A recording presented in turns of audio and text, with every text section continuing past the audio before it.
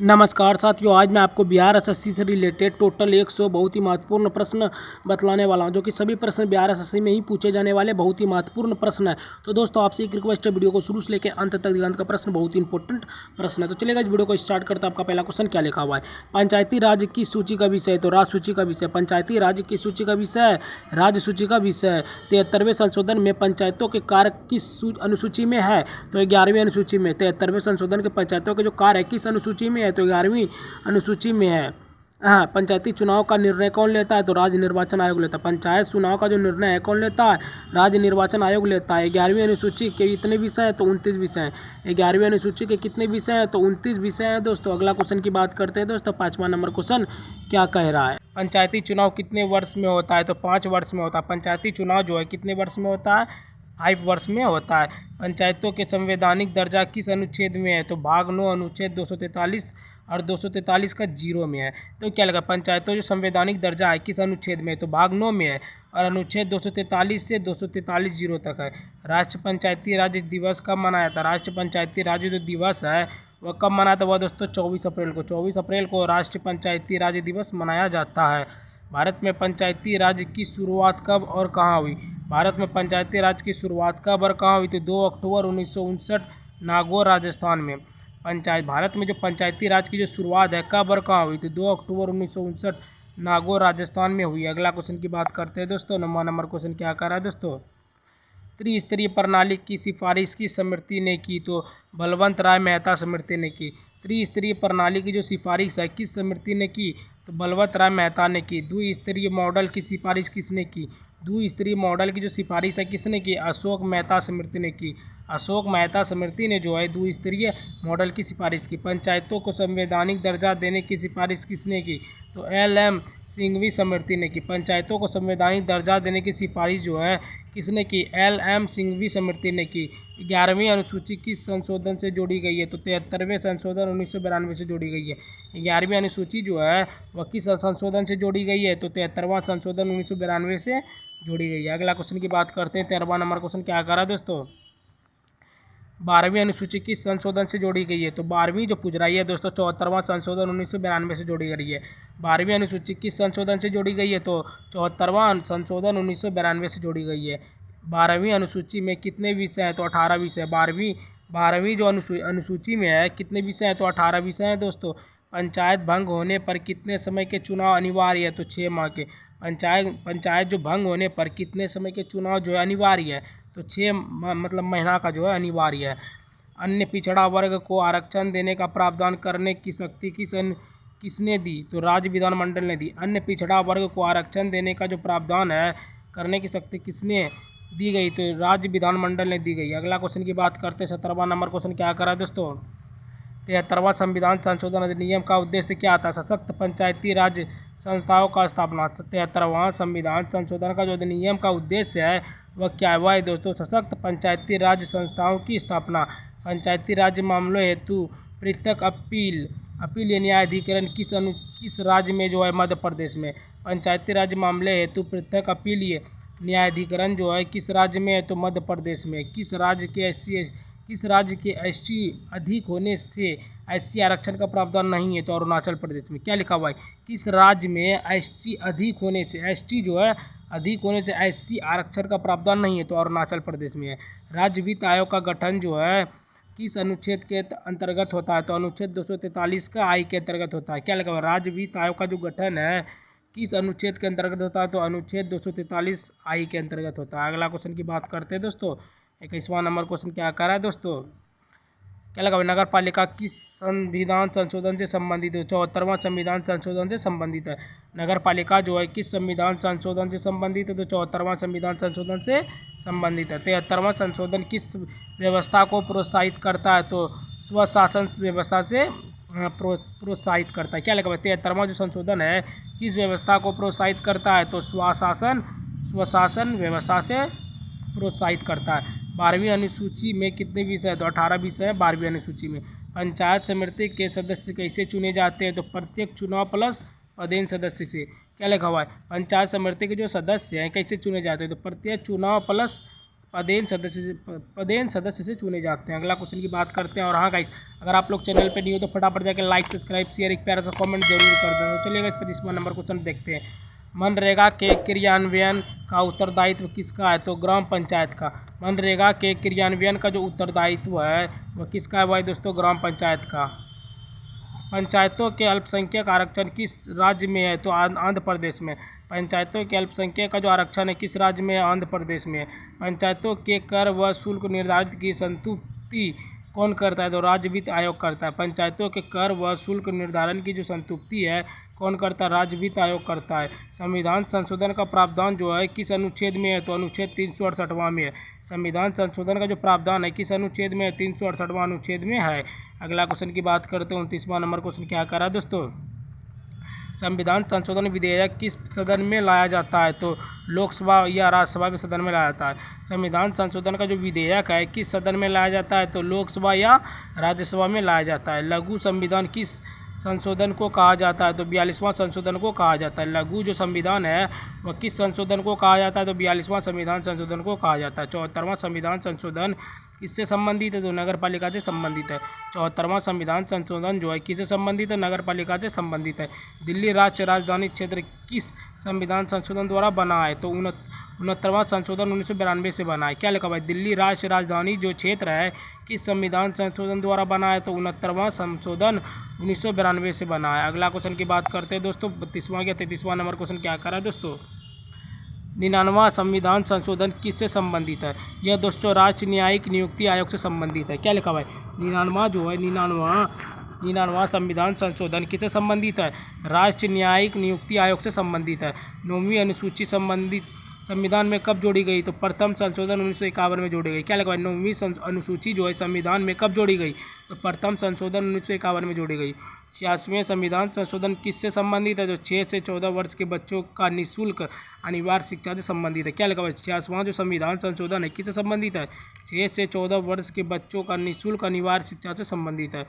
52वां संविधान संशोधन किससे संबंधित है? तो दल बदल पर प्रतिबंध से संबंधित है। क्या लगा? 52वां संविधान संशोधन जो है किससे संबंधित है? दल बदल पर प्रतिबंध से संबंधित है। अगला क्वेश्चन की बात करते हैं दोस्तों। 33वां नंबर क्वेश्चन क्या करा दोस्तों? 79वां संविधान संशोधन किससे संबंधित है? अनुसूचित जातियों और जनजातियों का आरक्षण से संबंधित है। 79वां संविधान संशोधन किससे संबंधित है? अनुसूचित जातियों और जनजातियों का आरक्षण से संबंधित है।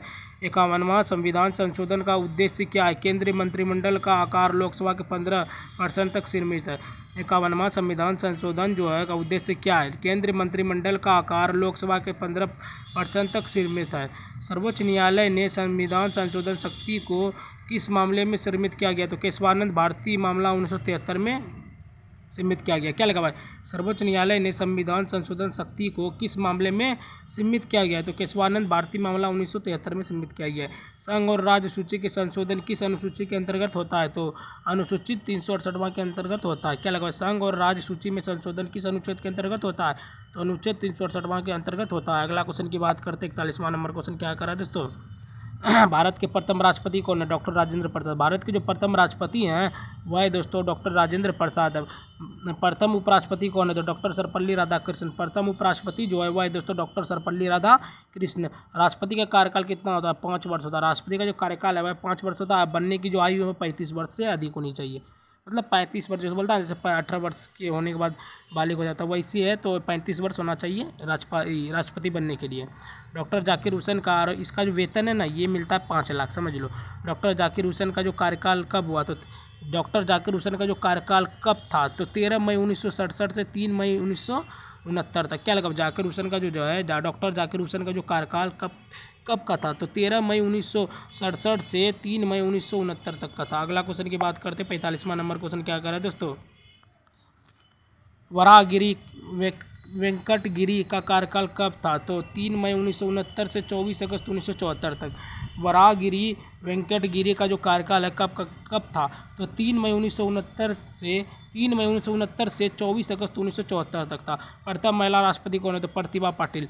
प्रथम महिला राष्ट्रपति कौन है, प्रतिभा पाटिल। अगर पूछेगा ना आदिवासी में प्रथम महिला राष्ट्रपति कौन है, तो द्रौपदी मुर्मू है। ऐसे अगर आप लोग गूगल या ChatGPT से करेगा ना तो बताएगा प्रथम महिला राष्ट्रपति द्रौपदी मुर्मू, लेकिन गलत है। वो प्रथम महिला राष्ट्रपति जो है भाई दोस्तों प्रतिभा पाटिल, वो है आदिवासी में नंबर 1 है, प्रथम स्थान पर, समझ रहे हो ना। प्रथम वैज्ञानिक राष्ट्रपति कौन है, डॉक्टर APJ अब्दुल कलाम आज़ाद। प्रथम वैज्ञानिक जो राष्ट्रपति है भाई दोस्तों डॉक्टर APJ अब्दुल कलाम आज़ाद है। प्रथम सिख राष्ट्रपति कौन है, तो ज्ञानी जेल सिंह। प्रथम सिख जो राष्ट्रपति है भाई दोस्तों ज्ञानी जेल सिंह। अगला क्वेश्चन की बात करते हैं, 49वां नंबर क्वेश्चन क्या करा है दोस्तों, उत्तर प्रदेश के प्रथम राष्ट्रपति कौन है, तो रामनाथ कोविंद। उत्तर प्रदेश के जो प्रथम राष्ट्रपति है भाई दोस्तों रामनाथ कोविंद। प्रथम आदिवासी राष्ट्रीय महिला कौन है, तो देखो प्रथम आदिवासी राष्ट्रपति कौन है, तो द्रौपदी मुर्मू। पूछा ना प्रथम आदिवासी राष्ट्रपति कौन है, महिला में तो द्रौपदी मुर्मू है। भारत के मुख्य न्यायाधीश CJI का कार्यकाल कैसे होता है, तो नियुक्ति की सेवानिवृत्त तक। क्या लगा, भारत के मुख्य न्यायाधीश CJI का जो कार्यकाल है कैसे होता है, तो नियुक्ति पर सेवानिवृत्त तक होता है। हीरालाल के कानिया का कार्यकाल कब था, हीरालाल के जो कानिया का जो कार्यकाल था हुआ था दोस्तों 26/1/1950 से 6/11/1951 तक।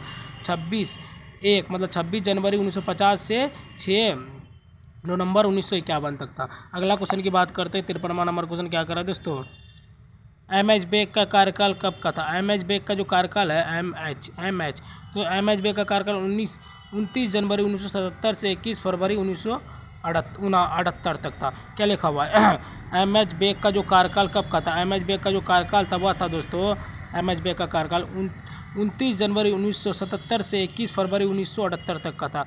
मुख्य न्यायाधीश MM पूची का कार्यकाल कब का था, मुख्य न्यायाधीश MM पूची का जो कार्यकाल है कब का था, तो MM पूची का जो कार्यकाल था वह था दोस्तों 18 जनवरी 1998 से 9 अक्टूबर 1998 तक। 18 जनवरी 1998 से 9 अक्टूबर 1998 तक था। क्या लगा, अल्तमश कबीर का कार्यकाल कब का था, अल्तमश कबीर का जो कार्यकाल था वह था दोस्तों 29/9/2012 से 18/7/2013 तक। 29/9/2012 से 18/7/2013 तक था। आदर्श सैन आनंद का कार्यकाल कब का था, तो 10/10/1998 से 31/10/2001 तक। क्या लगा, आदर्श सहित आनंद का जो कार्यकाल था वह था दोस्तों 10/10/1998 से 31/10/2001 तक था। अगला क्वेश्चन की बात करते हैं, 57वां नंबर क्वेश्चन क्या कह रहा है दोस्तों, P सदाशिवम का कार्यकाल कब था, तो 19/7/2013 से 26/4/2014 तक। क्या लगा, P सदाशिवम का जो कार्यकाल था वह था दोस्तों 19/7/2013 से 26/4/2014 तक था।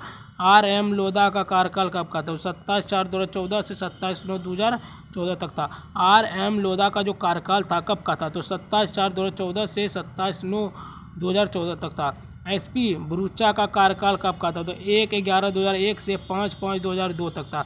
SP भरूचा का जो कार्यकाल कब का था, तो 1/11/2001 से 5/5/2002 तक था। भूपेंद्र नाथ कुरपाल का कार्यकाल कब का था, तो 6/5/2002 से 7/11/2002 तक था। भूपेंद्र नाथ कृपाल का जो कार्यकाल है कब का था, तो 6/5/2002 से 7/11/2002 तक था दोस्तों। अगला क्वेश्चन की बात करते हैं दोस्तों, 61वां नंबर क्वेश्चन क्या करा दोस्तों, GB पटनायक का कार्यकाल कब का था, तो 8/11/2002 से 18/12/2002 तक। GB पटनायक का जो कार्यकाल कब का था, तो 8/11/2002 से 18/12/2002 तक था। विशेश्वर नाथ खरे का कार्यकाल कब का था, विशेश्वर नाथ खरे का जो कार्यकाल है वह 19/12/2002 से 1/5/2004 तक था। विशेश्वर नाथ खरे का जो कार्यकाल है कब का था, तो 19/12/2002 से 1/5/2004 तक था। एस राजेंद्र बाबू का कार्यकाल कब का था, तो 2/5/2004 से 31/5/2004 तक। एस राजेंद्र बाबू का जो कार्यकाल है कब का था, तो 2/5/2004 से 31/5/2004 तक था। रमेश चंद्र लाहौटी का कार्यकाल कब का था, तो 1/6/2004 से 31/10/2005 तक था। रमेश चंद्र लाहौटी का जो कार्यकाल है कब का था, 1/6/2004 से 31/10/2005 तक था। अगला क्वेश्चन की बात करते हैं दोस्तों, 65वां नंबर क्वेश्चन क्या कह रहा है, YK सबरवाल का कार्यकाल कब का था, तो 1/11/2005 से 13/1/2007 तक था। YK सबरवाल का जो कार्यकाल हुआ था दोस्तों 1/11/2005 से 13/1/2007 तक था। KG बालकृष्णन का कार्यकाल कब का था, तो 14/1/2007 से 11/5/2010 तक था। KG बालकृष्णन का जो कार्यकाल था वह था दोस्तों 14/1/2007 से 11/5/2010 तक था। एस एच कपाडिया का कार्यकाल कब का था? तो एच कपाडिया का जो कार्यकाल था वह था दोस्तों 12/5/2010 से 28/9/2012 तक। 12/5/2010 से 28/9/2012 तक था एस कपाडिया का कार्यकाल। 12/5/2010 से 28/9/2012। भारत के प्रथम मुख्य निर्वाचन आयुक्त कौन थे? तो सुकुमार सेन। भारत के जो प्रथम मुख्य निर्वाचन आयुक्त थे वह दोस्तों सुकुमार सेन। अगला क्वेश्चन की बात करते हैं। 69वां नंबर क्वेश्चन क्या करा है दोस्तों? देश की प्रथम महिला मुख्य निर्वाचन आयुक्त कौन थी?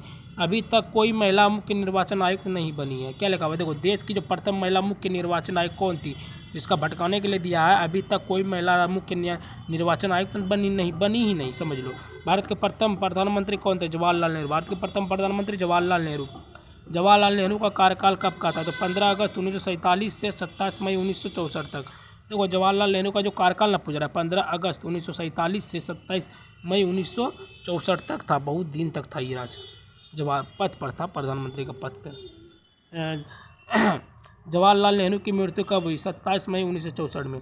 जवाहरलाल, बताओ यार, पद मर गया, इसका पद भी खत्म गया, सेम समझ लो। जवाहरलाल नेहरू की जो मृत्यु है भाई दोस्तों 27 मई 1964 को। इसका जो लास्ट कार्यकाल था वो भी था 27 मई 1964 को। अगला क्वेश्चन की बात करते हैं। 73वां नंबर क्वेश्चन क्या कर रहा है दोस्तों? भारत के दूसरे प्रधानमंत्री कौन है? तो लाल बहादुर शास्त्री।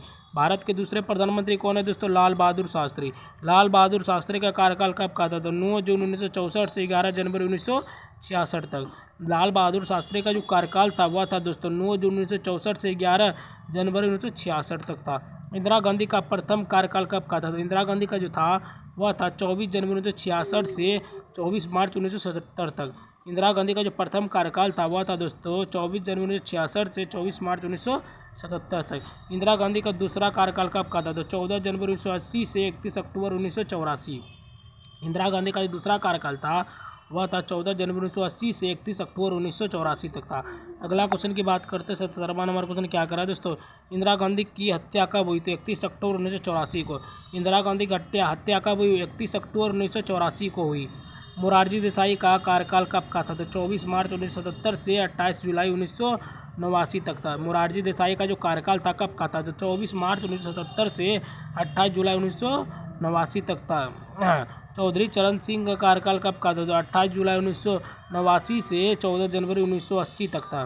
देखो क्या लगा, चौधरी चरण सिंह का जो कार्यकाल था वह था 28 जुलाई 1979 से 14 जनवरी 1980 तक था। राजीव गांधी का कार्यकाल कब का था? तो 31 अक्टूबर 1984 से 2 दिसंबर 1989 तक था। राजीव गांधी का जो कार्यकाल है कब का था? 31 अक्टूबर 1984 से 2 दिसंबर 1989 तक था। अगला क्वेश्चन की बात करते हैं। 81वां नंबर क्वेश्चन क्या करा दोस्तों? विश्वनाथ प्रताप सिंह का कार्यकाल कब का था? तो 1 दिसंबर 1989 से 10 नवंबर 1990 तक था। विश्वनाथ प्रताप सिंह का जो कार्यकाल था वह था दोस्तों 1 दिसंबर 1989 से 10 नवंबर 1990 तक था। पी.वी. नरसिंह राव का कार्यकाल कब का था? पी.वी. नरसिंह राव का जो कार्यकाल था वह था दोस्तों 20 जून 1991 से 16 मई 1996। 91 से 96 था। 20 जून 1991 से 16 मई 1996 तक नरसिंह राव का कार्यकाल। अटल बिहारी वाजपेयी का जो सबसे छोटा कार्यकाल कब का था? 13 दिन मई 1996। 13 दिन मई 1996। बताओ यार, अटल बिहारी वाजपेयी का जो छोटा कार्यकाल था सिर्फ 13 दिन का था। हाँ, मई में था और 1996। अटल बिहारी वाजपेयी का पूर्ण कार्यकाल कब का था? तो 19 मार्च 1998 से 22 मई 2004। अटल बिहारी वाजपेयी का जो पूर्ण कार्यकाल था वह था दोस्तों 19 मार्च 1998 से 22 मई 2004 तक था। अगला क्वेश्चन की बात करते हैं। 85वां नंबर क्वेश्चन क्या करा दोस्तों? एच.डी. देवगौड़ा का कार्यकाल कब का था? तो 1 जून 1996 से 21 अप्रैल 1997। एच.डी. देवगौड़ा का जो कार्यकाल था वह था दोस्तों 1 जून 1996 से 21 अप्रैल 1997 तक था। मनमोहन सिंह का कार्यकाल कब का था? तो 22 मई 2004 से 26 मई 2014 तक 10 साल तक कार्यकाल में रहा। मनमोहन सिंह का जो कार्यकाल था वह था दोस्तों 22 मई 2004 से 26 मई 2014 तक था। नरेंद्र मोदी का कार्यकाल कब शुरू हुआ? तो 26 मई 2014 को। नरेंद्र मोदी का जो कार्यकाल कब हुआ? 26 मई 2014 को शुरू हुआ। अभी तक बताओ, अभी 12 साल होने वाले हैं। सबसे ज़्यादा कार्यकाल पे यही पद पे हमको लगता रहने वाले हैं। नरेंद्र मोदी का जो कार्यकाल है वह 26 मई 2014, अभी 2026 चल रहा है, सोच रहे हो ना। 12 साल भी हो चुका है, अभी और भी अभी समझ लो आएगा कि इस बार का जो चुनाव जीतने वाला है। तो नरेंद्र मोदी का जो वर्तमान कार्यकाल है कब शुरू हुआ? 9 जून 2014 से वर्तमान में तीसरा कार्यकाल है। नरेंद्र मोदी का जो वर्तमान कार्यकाल है कब शुरू हुआ देखो बताते हैं। ये तीसरा कार्यकाल है, 9 जून 2024 से वर्तमान तीसरा है। अभी चौथा आने वाला है 28 में, समझ लो 2 साल बाद। अगला क्वेश्चन की बात करते हैं दोस्तों। 89वां नंबर क्वेश्चन क्या कर रहा है दोस्तों, महाराष्ट्र और गुजरात के लिए विशेष प्रावधान कौन सा अनुच्छेद है? 371वां अनुच्छेद है। महाराष्ट्र और गुजरात के तीसरे विशेष प्रावधान कौन सा अनुच्छेद है? 371वां अनुच्छेद है। नागालैंड राज्य के लिए विशेष प्रावधान कौन सा अनुच्छेद है? 371 का है। नागालैंड राज्य के लिए विशेष प्रावधान कौन सा अनुच्छेद का है? 371 का ये है। असम राज्य के लिए विशेष प्रावधान कौन सा अनुच्छेद है? 371 का बी। असम राज्य के लिए विशेष प्रावधान जो है कौन सा अनुच्छेद का है? 371 का बी है। मणिपुर राज्य के लिए विशेष प्रावधान कौन सा अनुच्छेद है? 371 का सी। मणिपुर राज्य के लिए विशेष प्रावधान कौन सा अनुच्छेद है? 371 का सी है। अगला क्वेश्चन की बात करते हैं दोस्तों। 93वां नंबर क्वेश्चन क्या करा है दोस्तों, आंध्र प्रदेश व तेलंगाना राज्य के लिए विशेष प्रावधान कौन सा अनुच्छेद है? 371 का डी। आंध्र प्रदेश या तेलंगाना राज्य के लिए विशेष प्रावधान कौन सा अनुच्छेद है? 371 का डी। आंध्र प्रदेश के केंद्रीय विश्वविद्यालय की स्थापना के लिए अनुच्छेद कौन सा है? 371 का ही। आंध्र प्रदेश के लिए केंद्रीय विश्वविद्यालय की जो स्थापना के लिए अनुच्छेद कौन सा है? तो 371 का ही। सिक्किम राज्य के लिए विशेष प्रावधान कौन सा अनुच्छेद है? 371 का है। सिक्किम राज्य के लिए विशेष प्रावधान कौन सा अनुच्छेद है? 371 का एफ है। मिजोरम राज्य के लिए विशेष प्रावधान कौन सा अनुच्छेद है? 371 का जी। मिजोरम राज्य के लिए विशेष प्रावधान कौन सा अनुच्छेद है? 371 का जी। अगला क्वेश्चन की बात करते हैं। 97वां नंबर क्वेश्चन क्या करा है दोस्तों, तो अरुणाचल प्रदेश राज्य के लिए विशेष प्रावधान कौन सा अनुच्छेद है? तो 371 एच है। अरुणाचल प्रदेश राज्य के लिए विशेष प्रावधान कौन सा अनुच्छेद है? 371 एच है। गोवा राज्य के लिए विशेष प्रावधान जो है कौन सा अनुच्छेद है? 371 का आई है। गोवा राज्य के लिए विशेष प्रावधान कौन सा अनुच्छेद है? 371 का आई। कर्नाटक राज्य के लिए विशेष प्रावधान कौन सा अनुच्छेद है? 371 का जे। कर्नाटक राज्य के लिए विशेष प्रावधान कौन सा अनुच्छेद? 371 का जे। असम के जनजातीय क्षेत्र कौन से हैं? तो दीमा, हसाओ, काबी, आंग्लो और बोडोलैंड छठी अनुसूची में है। तो असम के जनजातीय क्षेत्र कौन कौन से हैं? तो दीमा, हसाओ, काबी, आंगलोंग और बोडोलैंड छठी अनुसूची है। तो दोस्तों आज मैंने आपको टोटल 100 बिहार एसएससी में पूछे जाने वाले बहुत ही महत्वपूर्ण जनरल जो है के नॉलेज का प्रश्न बतला दी, जो कि सभी प्रश्न सामान्य ज्ञान के प्रश्न थे और बिहार एसएससी में बहुत ही इंपॉर्टेंट सारे प्रश्न थे। अगर गाइस आप लोगों को वीडियो थोड़ा सा भी अच्छा लगा होगा तो वीडियो को लाइक, सब्सक्राइब, शेयर, एक प्यारा सा कमेंट जरूर करना। ठीक है गाइस, मिलते हैं किसी और नए वीडियो के साथ, तब तक के लिए बाय बाय। जय हिंद, जय भारत।